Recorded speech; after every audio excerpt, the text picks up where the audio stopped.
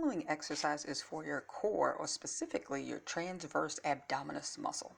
You're going to start off seated in a chair. You can do this on the couch as long as you have something nearby to support your torso. I'm using the end of a couch. You'll lean forward with a nice neutrally flat back. Extend one arm out straight and the opposite leg.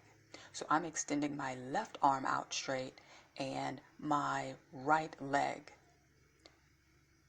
You're going to hold for a count and then bring your hand back down on the supportive object in front of you, as well as your foot back down flat on the floor.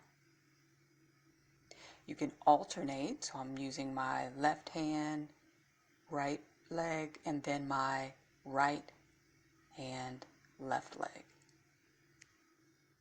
Thanks so much for watching. Please like, share, and subscribe for more adaptive exercises.